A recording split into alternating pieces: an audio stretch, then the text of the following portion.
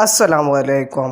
کڑوی حقیقت T V channel کے معزز دوستوں، اگر آپ چینل پر نئے ہیں تو چینل کو لائک اور سبسکرائب کریں تاکہ آنے والے نئے ویڈیوز آپ تک بر وقت پہنچ سکے۔ شکریہ۔ حقیقی خزانہ۔ مریم شاہ سہیل اور سیدھیا بہن بھائی تھے۔ سہیل 9ویں جماعت میں تھا اور سیدھیا 11ویں میں پڑھتی تھی۔ سہیل خوابوں کی دنیا میں رہنے والا لڑکا تھا، جبکہ سیدھیا بہت سمجھدار لڑکی تھی۔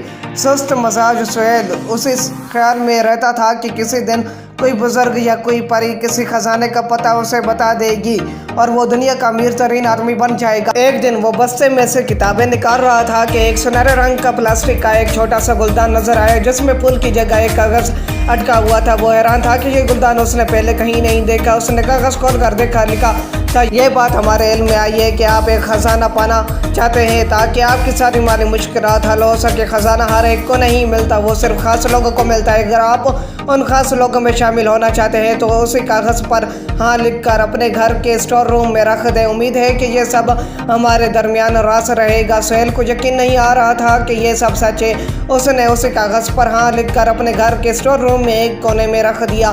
سارا دن وہ اسٹور روم کو تکتا رہا۔ اگلے دن اسکول جانے سے پہلے وہ بھاگ کر اسٹور روم میں گیا۔ گلدان اسی طرح پڑا ہوا تھا۔ کیا پرستان سے کوئی نہیں آیا؟ اس نے مایوسی سے سوچا اور آگے بڑھ کر سنہرا گلدان اٹھا لیا۔ اس میں کاغذ اسی طرح طے کیا ہوا رکھا تھا۔ اس نے کاغذ نکالا اور کھول کر دیکھا۔ اگلے ہی لمحے وہ خوشی سے اچھل پڑا تھا۔ یہ کل والا کاغذ نہیں تھا، یہ دوسرا کاغذ تھا جس پر دوسرا پیغام لکھا ہوا تھا۔ ہاں لکھنے کا مطلب ہے کہ آپ خاص لوگوں میں شامل ہونا چاہتے ہیں مگر عام سے مختلف ہونے کے لیے کچھ شرائط پوری کرنا ضروری ہے۔ کیا آپ تیار ہیں ان شرائط کو ماننے کے لیے، ہاں یا نہیں؟ اسی کاغذ پر لکھ کر گلدان اسی جگہ رکھیے۔ سہیل نے جلدی سے جیب سے قلم نکال کر ہاں لکھا، کاغذ کو طے کیا اور گلدان اسی جگہ رکھ دیا۔ سارا دن وہ انہی خیالوں میں ڈوبا رہا۔ اگلے دن وہ پھر بھاگ کر اس کمرے میں گیا۔ اس دفعہ پرستان سے بھیجے گئے خط نے سہیل کو حیران کر دیا تھا۔ خط میں لکھا تھا کہ اگر وہ خاص لوگوں میں شامل ہونا چاہتا ہے تو پہلی شرط یہ تھی کہ اسے محنت کرنا ہوگی، پڑھائی میں دل لگانا ہوگا۔ اگر اس نے ایک خاص حد سے زیادہ نمبر نہ لیے اور سارے نصاب کو دل و دماغ میں نہ بٹھایا تو پرستان اس سے رابطہ کرنا بند کر دے گا اور یوں اسے خزانہ نہیں ملے گا۔ سہیل شش و پنج میں پڑھ گیا تھا۔ اسے پہلے ہی پڑھنا اچھا نہیں لگتا تھا اور اب پرستان نے پڑھائی میں محنت کرنے کی شرط رکھ دی ہے۔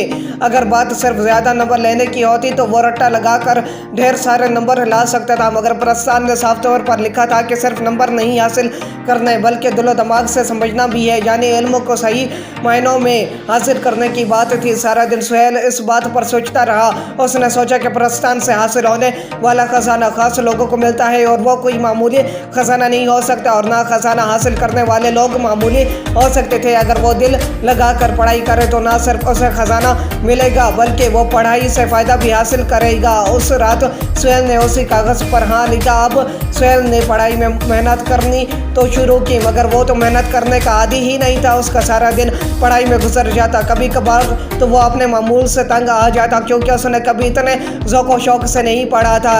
خیر دن گزرتے گئے۔ اس دوران وہ ہر صبح اس کمرے میں رکھے سنہرے گلدان کے اندر جھانکنا نہ بھولتا۔ کبھی کبھار اس کے لیے سنہرے گلدان کے اندر پرستان سے خط لکھا ہوا ملتا جس میں اسے محنت کرنے پر شاباشی وغیرہ دی جاتی اور اس کا حوصلہ بڑھانے کے لیے کچھ سطور لکھی ہوتی۔ اگر کبھی وہ پڑھنے میں ذرا سی کوتاہی برتتا تو اسے خط میں تنبیہ کی جاتی کہ اگر وہ خزانہ حاصل کرنا چاہتا ہے تو اسے پڑھائی میں لاپرواہی چھوڑنی پڑے گی۔